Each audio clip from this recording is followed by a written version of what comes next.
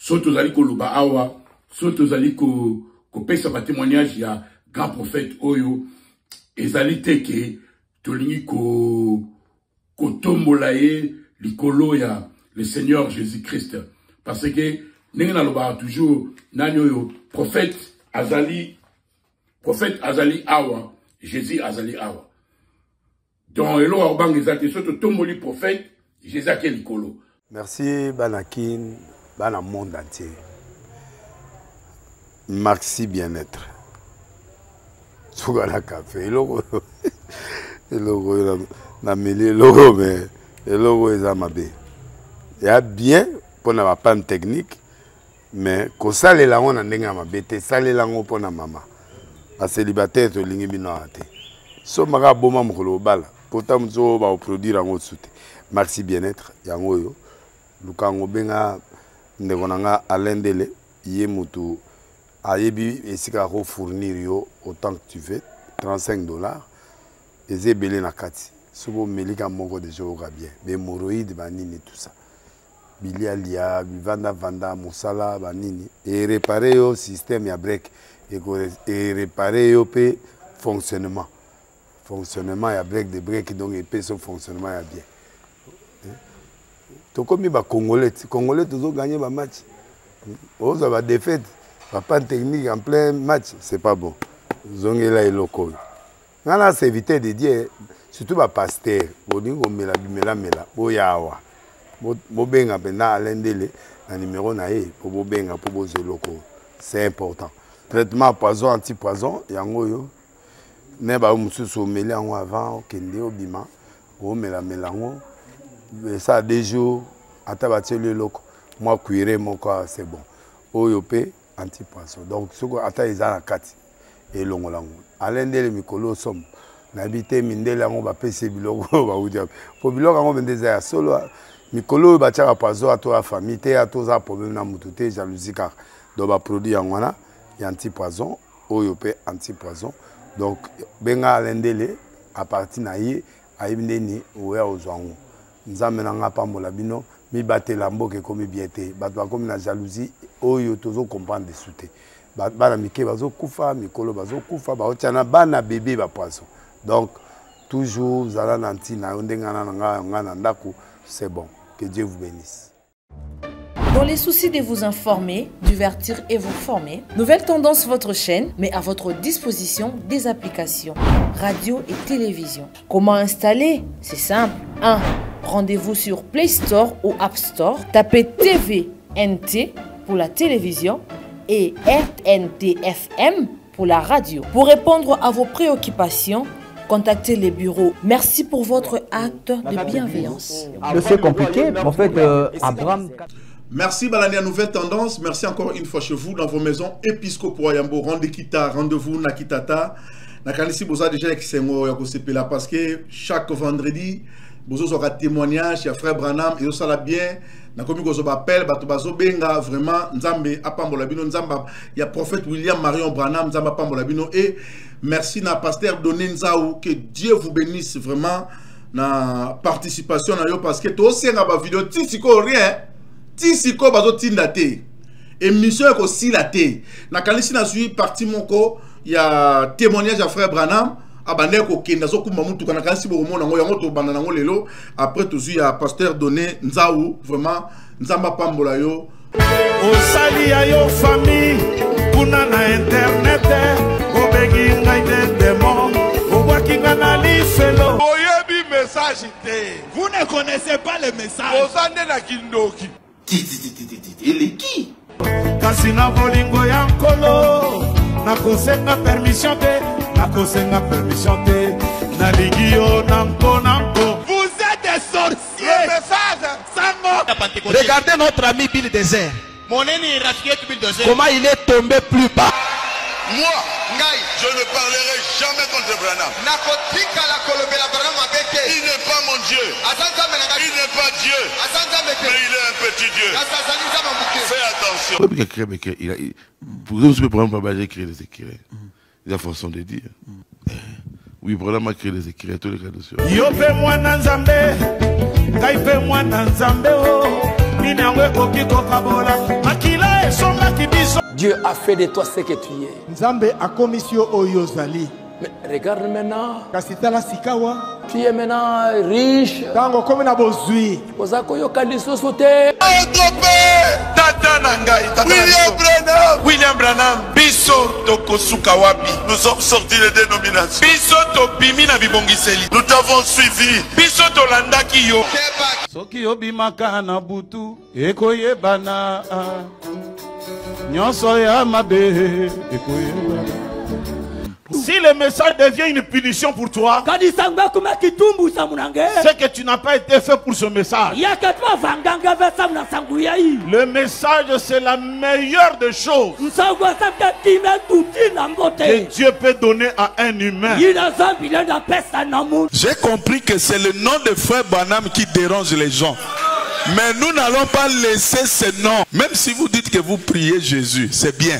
Mais celui qui va vous identifier le Jésus que vous dites prier, c'est Branham. Merci Nakanisi Bolandi Maloba Oyo pona mosakoli bongi na mosakolite. Bolanda kata onyoso émission Oyo ezali misala ya mosakoli. Misala ya mosakoli eye pona kolongola bato onyoso ba telemi pona kobundisa message ya prophète William Marion Branham nde émission Oyo écouter melango. Écouter melango ndenge nini. Tozali kozwa bate o baza kote ya partout dans le monde. Tokozwa ba mate na bango tokobana kotia pona kolakisa misala Oyo William Marion Branham asalaki tous les miracles Oyo Branham asalaki bokola nango bobele na émission Oyo ekozala pe na batei bakubanda koya kotalisa biso ba miracle parce que William Marion Branham asala ba miracle ebele o mokilebite lobi bayebaki William Marion Branham te au travers émission Oyo moto nyonso akoyeba nani yango ezalaki William Marion Branham. Pe message ya temps de la fin ezali nini yango na bopete na yango nyonso yango tozana posa lisungi na yo lo sambo pona émission Oyo parce que musala oyo ezosenga soutien makasi pona kokomisa yango na bandako na bino soki ozali na moteme tutami opambola musala Oyo opambola émission Oyo ko hésiter numéro na biso ya ngwana obengi biso nzamba pambolio apesio quelque chose tela biso na numéro wana e kosunga biso po ete mosala Oyo ekende liboso e nzamba Branham akopambola yo. Que Dieu vous bénisse. Bato bele besinga Oyo rande kita biloko lo bakozo e bango yo zotsa William Marion Branham na Bible zo bengi Malachi 4 toi na Malachi 3 na Malachi 4 bande ko nanga biso to 8 ans otanga Bible Oyo to 8 ans otanga Bible obosala très attention. Jésus-Christ tango azoya Azu livre à prophète Esaïe. Bapesi asa la lecture. Azalaki mwana liboso, azalaki na synagogue asa la lecture. Tango bando sa la lecture. Il a fallu remettre livre et puis afanda parce que et ça la mutumusu fallait qu'il a continué programme. Mais babi, on lui a remis le livre du prophète Esaïe. L'ayant déroulé, il trouva l'endroit où il est écrit: l'Esprit du Seigneur est sur moi. Il m'a oué. Il m'a oué pour annoncer la bonne nouvelle aux pauvres. Alors, ma ramène sur lui, mais son retangiango au mona, na Esaïe ba comment vengeance de l'Éternel. Mais pour n'attendre qui vengeance t'es. Tant voici ce qu'on a biboyi. Cette parole de l'écriture que vous venez d'entendre est accomplie. C'est-à-dire, tant que Esaïe le bakiango, c'était lui Esaïe qui disait ça. Dans l'époque naïe.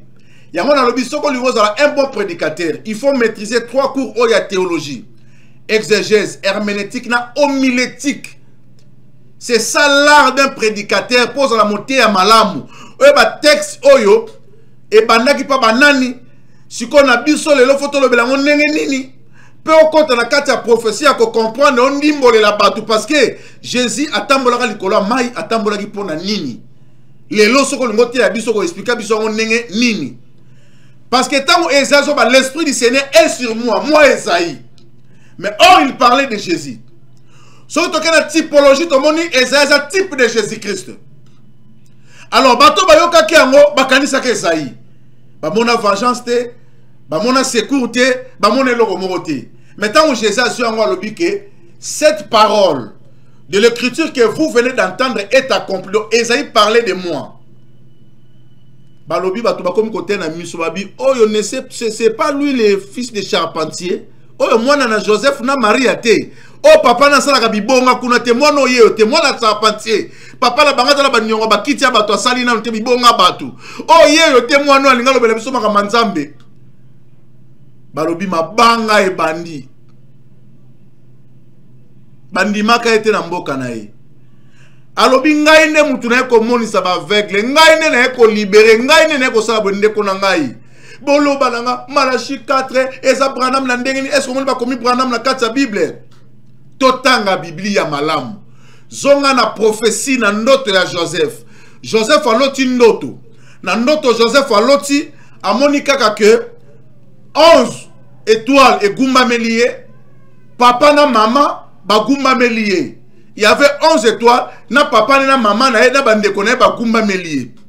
Après cette explication 11 étoiles, mais Joseph, il a fallu diriger même Égyptien. Joseph n'a qu'à sa prophétie Égypte et monanité.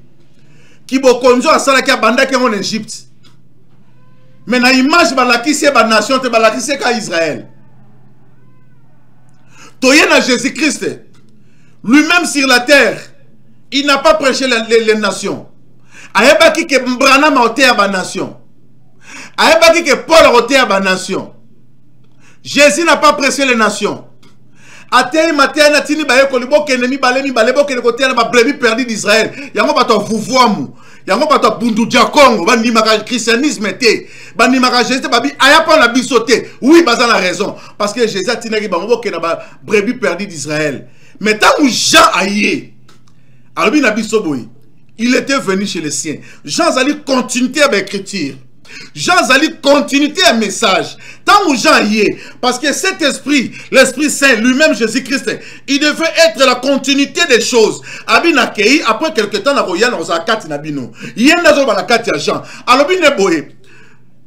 il était venu chez les siens. Et les siens ne l'ont pas reçu. Mais à tous ceux qui l'ont reçu, il leur a donné le pouvoir de devenir enfants de Dieu. Ayaki pa baoya ye, mais baoya ye baboya ki. Ba fongo li brèche. Lokola baboya ki. Sikoyo, o non sa kondima ye, akomi mwana. Mais nandoto kune mona na kite. Égypte za kite nandoto. Ke bana li banzambi. O luka Branham, o mona komba Branham na Malachi 4. Fozinda. Dans la révélation. L'inspiration, c'est le monde de Dieu. Elle vient de la voûte céleste. Et le souffle dans l'âme de l'homme. Elle est plus forte que les Écritures. Elle s'est moyo. Toi, la témoignage, pardon, Bolimisanga va bien aimer. Toi, la témoignage. Tu sais, il y a un pasteur de Nenzawa peut s'habiller sur témoignage. Tu écoutes un après témoignage. Merci. Pendant que Branham était en train de conduire sa voiture avec son épouse à côté, brusquement, il va rester figé, les yeux fixés sur le pare-brise. Il va voir en ces moments, comme un film, toute la scène de la crise de Bozov jusqu'à l'hôpital, qui va défiler devant lui pendant 5 minutes. Branham va rester dans cet état d'inconscience, ne sachant même plus qu'il était en train de conduire. Il va même faire virage dans cet état de conscience alors qu'il voyait la vision de Bozov, sans qu'il y ait un accident. Lorsqu'il va revenir à lui-même, son épouse Meda va s'étonner et va lui demander « Bill, mais tu es resté silencieux pendant 5 minutes. Shalom, shalom, shalom. Que le Seigneur vous bénisse. Épiscopat Yambo, au Pessibisosu Liloba, pour tout parler sur le témoignage du grand prophète William Marion Branham. Donc, soto zali ko luba awa, soto zali ko pesa ba témoignage ya grand prophète Oyo, ezali teke, tolingi ko tombolaye likolo ya le Seigneur Jésus-Christ. Parce que, n'enga loba toujours, nanyo prophète azali awa, Jésus azali awa. Donc, elo arbang ezaki, soto tomboli prophète, Jésus ake likolo. Soto tomboli prophète, Jésus ake likolo. Parce que la parole nous dit que Dieu est souverain. Dans Exode chapitre 7, en Nzambe Moratali, Moïse, alobi, Moïse, je te fais Dieu. Donc, ezali likambo ya Nzambe na bananaye. Alors, lelo sikoyo, témoignage de biso, misusu, tolingo parler que Tant de parler sur le témoignage, il y a le prophète William Marion Branham, et Zalikar dans les passés. Parce que la Bible nous dit, Frère Branham nous a dit que Jésus est le même, dans Hébreu chapitre 13. Jésus est le même hier, aujourd'hui et éternellement. Donc, nino révélation est progressive. Babylon comme sous tu as comprendre mais comment comprendre ce que prophète Azaneti les 5 ministères te ne to loba ina bino. Prophète Azalineti ngai na ba pasteur misusu te. Prophète Azali la bouche de Dieu, prophète Azali misu ya Nzambe. So lingo yeba, lingo comprendre makama Nzambe. Bien, ce que vous avez la prophète, la Tanabino, n'imé la prophète. Alors, tout le monde a dit que Balanzambe, et Zali Karate que, Nino, témoignage à frère Branham, et Zali dans le passé, non, Nino, parce que, et l'on connaît ce que ça il faut avoir la foi. So, moi, si on a na problème à Makila, et ça, là, maintenant, nous, la parole était. Mais moi, si on a zalaki na foi que, ceux qui na simbi kaka, et l'amba ya Jésus, maladie n'a rien aussi là. Et ça, la mina noté.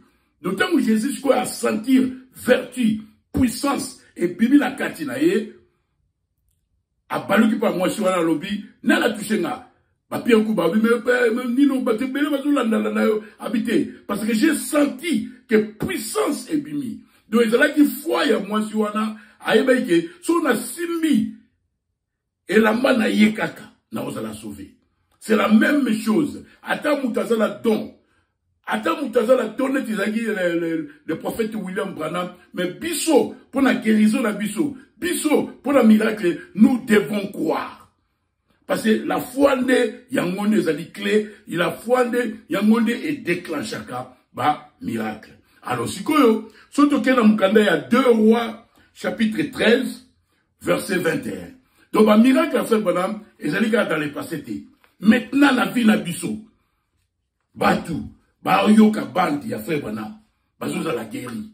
Topé sabino, témoignage, misa tout zanango, pona lelo. Tu allais que ton nazambe mingi, pona épiscopa ya yambo, na nino, na initiative ya zwaki. Zambe akupambola yo, nino yo, le frère Luzolo. Alors, et j'allais qui sert mogo, soit qu'il y a 2 Rois, chapitre 13, verset 21, que Bazalaï comme mamowe, Bazalaï comme mamoutumo pour bakundaye, mais quand on va attaquer bango, bazui mutuana kufaki, baboua qui est na tombo ya Élysée. Et ça, la 2 Rois, chapitre 13, verset 21. Parce que moi, je crois la parole de Dieu. La Bible, c'est la parole de Dieu. La Bible, c'est la parole infaillible de Dieu. Alors, tant qu'on va boire qui mutuana na nino na tombe ya Élysée, azaki mutakufa, mais ce que Élysée si bakunda ye mikuwa, tant nzoto mutuana tuti, mikuwa ya prophète Élysée, mutango azongi na bomoyo. Mutango a ressuscité. Donc, Élysée, parce qu'il n'est pas de la prophétie. Élysée étant un prophète, malgré Akufaki, mais mikuwa na ezaki toujours dans la puissance de la résurrection. Bon, Kalisango Sikoyo, wana ezalaki avant expiation, avant Jésus aya akufa. Wana ezalaki na seya makila ya banyama. Parce que là, on a Jésus na akufa gite. Mais Sikoyo, après la mort de Jésus-Christ, après, tant que Jésus a koufi à cette expiation na makila et Masia, oye salamaki na Ancien Testament, et que salama na Nouveau Testament koleka. Alors, c'est mon Sikoyo, Aïbaki Ninoyo, verset Oya 2 Rois, chapitre 13, verset 21. Et c'est l'animal que Frère Branham était élu le prophète Nathan Abisso. Comme Élisée avait la double portion et esprit à Élie. Ce qui c'est un lobby, ce qui va boire kaki, Moutou, la tombe, il y a Élisée. A zongi la bo moïtan a touché Mikoua, il y a Élisée. Parce que Mikoua, il y a Élisée, prophète, la puissance de la résurrection, c'est là qui, Nathan, il y a Ancien Testament. Avec bon sikoyo na seya makila Yesu Masia. Et on a neni. Allez, c'est sikoyo. Moubali na ye donc sera qui dans l'église, sera anima message, mais Moubali il est sous là. Kako mela masanga, kako mela sera tsambeli asambeli. Allez, jour moi sikoyo rendez-vous là na bien. Donc, ba miracle la fait bonne mais zalika la passété. Sikoyo, soko ndimi, sikoyo oko simba bande sikoyo oko toucher bandouana oyoki bandouana la puissance de Dieu ils a toujours avec le message du temps de la fête. Allez, c'est ce qu'on a dit à Jefferson Vito quand on a poussé à Kena tombe ya frère Branham. À Kanisi 2 Rois chapitre 13 verset 21. Auto le banabino. C'est ce qu'on a dit ma belé à tombe. Alléluia. A dit ma belé à tombe ya frère Branham. Quand on a dit ce qu'on a ndaku, mobile na nola na divan, frère Azoki ma belé, a serre ma belé on a zoki a boire kelengo. Au nom de Jésus-Christ, à boire kelengo mobile na. Donc a dit ma belé la tombe ya frère Branham parce que frère Branham a dit Eli. Frère Branham a dit na onction ya Eli. Allez, attendez Sikoyo 2 Rois chapitre 13 verset 21. Ce qui dans l'Ancien Testament, muta zonga ki na bomoi, malgré Elisa kufaki, muta tuti nino miku ya Elisa kufaki na zongi na bomoi. Bongo Sikoyo na sama kila eswasia. C'est la zuma belé ya tombe ya frère Branham. Tanga kumina ndako boa kele mubali pas mubali na zaisula. Tanga boa kitang siko mbala bi ni no ngate. C'est rabité pour me dire bandage wana. Amela suma sangati. Mubala ser akoma kusala nzambe. La parole de Dieu est la vérité. Dieu nous a envoyé un prophète dans cet âge. Ezaka n'a pas été. Eza siko na présent. Soron dimi siko, ne tout ça témoigner. Soron a un problème. Le Dieu de Branham, qui est le Seigneur Jésus-Christ, a coupé sa solution à problème. Alors, tous avec peine à faire un moko, azaki en Europe, je pense, les années 90, azaki représentant, il y a la voix de Dieu dans l'Europe. Pasteur, azasko pasteur dans Arizona. Donc, c'est un témoignage, il y a yesterday, il y a l'obité, il y a l'élo, il y a. Parce que Jésus est le même hier, aujourd'hui et éternellement. Ba miracle à frère Branham, ba miracle, message des alliés, attendez mais message pour continuer. Il y a la puissance de la résurrection dans le message. Et dans le brochure wana. Oh nino et puisque va bien brochure, dans le brochure wana. Alors si frère Azaki représentant à la voix de Dieu na France, dans l'Europe, ba côté wana nyoso. Alors, pour tant en Europe, pour faire un petit témoignage, a eu cancer. A qui pas docteur a fait l'examen, tout a dit, mais cancer n'a eu aussi quoi, et qu'il va na souka. Donc, il fait un roi au koufa. Ah, faire un talibou, na salamina, prier. N'est-ce pas que si quoi, représentant à la voix de Dieu, les rois les a ba bande, et les ba bande. A jusqu'au ba bande de belé à frère Branham, il y a un message à Tchamouana. Frère Laleli. Alaleli babandouana, assembly. Fait un assembly, le lendemain, on t'a pas docteur, babi cancer et qui. Babande message. Babandou comme on a, où est le message de frère Branham, la puissance de la résurrection. Frère Alaleli, babande. Cancer et qui. Jésus-Christ est le même hier, aujourd'hui et éternellement. Et Jésus, c'est la parole de l'heure. Jésus, c'est le message de l'heure. Témoignage de la souka, oyo, ezalaka, il y a faveur nangai. Fait bonhomme akendaki na aiwa. Tanga na aiwa sikoyo, ezala baban. Incrédulité ezalaki tellement makasi na aiwa. Koule toyo ki bande moko boyeke, regardez vers Jésus. Après un petit témoignage en haut. Abisko tanga na aiwa, incrédulité qui tellement makasi. Bakena na frère Jean, frère mon comme Jean Norman. À la preuve on a fait bonhomme vraiment et ça là qui passe incrédulité dans makasi. Le logo na bando toyoka ki alobi ke à ça là qui réunion ba ministre tant alobi que je n'ai pas désobéi à la vision céleste. Aïe ba ministre ba monter le manabango, ba monter ba tout ba kei. Donc, tout ce qui est tellement prophétique, incrédulité qui est tellement makasi. Frère Jean, habitant ma côté dans la voiture. Bazo Kende. Frère mon atelier, Frère Jean. Est-ce que vous m'aimez? Bon Jean, do you love me? Ah, Frère Jean, mais il faut pas tout nangai, elle son alingakae. Aïe, mais qu'elle alingakae. Abi Frère Bonama Tunisusu. Bon Jean, do you love me? Ah, Freddy Nabi, ah, dès que faut balazo tout n'a boé, n'a répondu. Allez, mamoko, à tout n'est sous. Bonjour, do you love me? Freddy, est-ce que vous m'aimez? Prophète a tout n'a fait là-bas. Pour ça qu'il vous m'a dossier, crédibilité, et là, il m'a cassé dans Aïwa. Bolanda, témoignage, il y a les grands prophètes de Dieu. Freddy Nabi a dit, do you know I love you? Freddy Nabi, oyebi ke na linga kayo mingi. Alors, Freddy Nabi a baluki, Freddy Nabi a baluki alobi, Jean, if you love me, I want you to move out of this place. Abi soki olinga ngai na lingi olongwa na Aiwa, na lingi olongwa na Etao, na lingi o move okene na Eta mususu. Ah, balazambe. Kosaka la loba ya prophète ete. Freddy Nabi le lendemain nango, adayi kuna business kuna na Aiwa. Azui bana na ye, azui business na ye, azui biloko no sa kangi, ayebi kupla okete mbamo Arizoni. Toi prophète ayebi sa qui est. La parole du prophète, la parole de Dieu vient au prophète.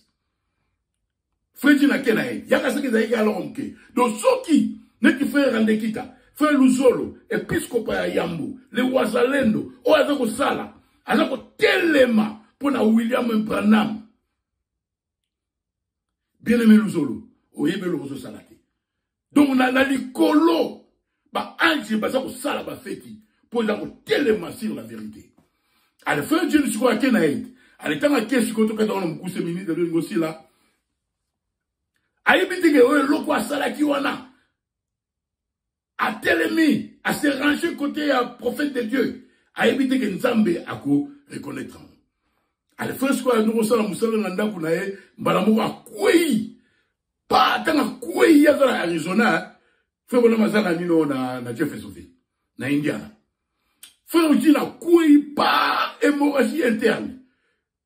Pas à quoi qu'on couvre place voilà. Bah mon frère bonhomme mazagi na nino na chasse. Ange l'éternel a yabi quick. Pray for body normal. I've seen for madame prier rapidement pour nous faire normal parce que he's in trouble. À quoi il a tout ça la hémorragie interne. Yora sikolo. Ange l'éternel frère bonhomme. Parce que les frères Jean à soit qui position pour naïo, ngaïpe, l'ange de l'éternel Dieu, n'a reçoit position pour naïe. Because Paul Jean stood for you, who, William Marion Branham. Parce que frère Jean a soit qui position pour naïo, William Marion Branham, ngaïpe, ange de l'éternel, l'ange de Dieu, l'ange de la lumière, n'a reçu les mains pour naïe. Tant frère Banama, priez Kara, Baptiste Sango, frère combiné bien. Pourquoi? Parce que ceux qui ont eu position pour la parole, Dieu te bénira toujours. Le Seigneur Jésus-Christ est le même hier, aujourd'hui, éternellement. Zambé a tenu le message. Tonyama le bayan Zambé. Zambé a repé sa biso, ba posa na biso, ya. Merci beaucoup, Nakanisi, toi qui témoignage édifié, Bisso Makasi, pasteur de Nenzao, encore une fois, Nzamba Pambolo, la témoignage qui toko, dans la prophète Yeyo, à celle qui Nzambe, avec toute onction. Toujours soyez na place, Jésus-Christ a dit, ceux qui vont dire, un disciple accompli. Disciple accompli. Tel un miracle, ça dit, bon, ça va miracle, même qu'on les kangaï, beaucoup va même n'angomba ou yelongwa, sauf vous en a foi. Tel un miracle, Brana Masala, donc vraiment, Azaki Nzambe. Continuez à couper sa confiance dans l'émission aux adécités qu'on la pambola bino tout l'année prochainement. Merci Banakin, Bana monde entier. Merci bien-être. Sougala café, logo na mêlé logo mais logo est amabé. Il y a bien pour na panne technique mais ko sale la on ndenga mabete sale la ngo pona mama. A célibataire to lingi bino ate. So maga boma mokolo bala pota mzo ba produire en sute merci bien-être yango yo lukango benga ndeko nanga alendele ye mutu ayebi esika ko fournir yo autant que tu veux $35 ezebele na kati sobo melika moko de jour bien be moroïde banini tout ça bilia lia bivanda vanda musala banini et réparer yo système ya break et réparer le fonctionnement. Fonctionnement, il y a break de break, donc il peut son fonctionnement bien. Tout comme les Congolais, tous ont gagné le match. Ils ont défaite. Papa technique en plein match, c'est pas bon. Ils ont là le local. Maintenant, c'est éviter de dire, surtout les pasteurs, ils ont mela, boyawa. Bobenga pendant l'endele, le numéro naé, pour bobenga, pour bozo local. C'est important. Traitement poison, anti-poison, yango. Mais bah on se sommeille avant au kende au bima au mélango ça a des jours à tabater le loco moi cuire mon corps c'est bon au yopé anti-poisson donc ce que ata izana kati et longolango alende le mikolo somme n'habiter mindela ngo ba pese biloko ba udia po biloko ngo bendeza ya solo mikolo ba tchaka poisson à toi famille te à toi ça problème na mututé jalousie car do ba produit ngwana ya anti-poison au yopé anti-poison. Donc, benga alendele à partir naïe aïbindeni oué aux anges. Nous amenons à pambola bino mi batte lambo que comme biété. Batwa comme la jalousie oyo tozo comprendre des souté. Bana mike bazo kufa mikolo bazo kufa ba otiana bana bébé ba poisson. Donc toujours zala nanti na ondenga na ngana ndako c'est bon. Que Dieu vous bénisse.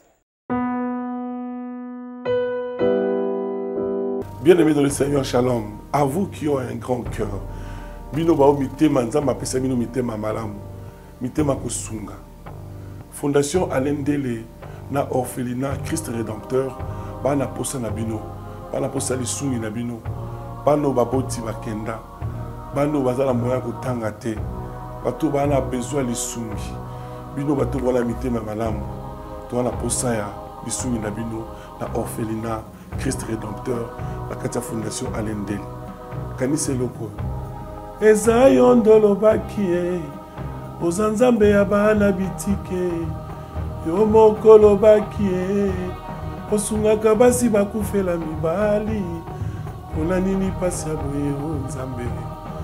Ils ont besoin de vous, de votre pain, de votre bouteille d'eau, de votre soutien. Et ça serait une bénédiction pour vous. Pour votre famille. Que Dieu vous bénisse.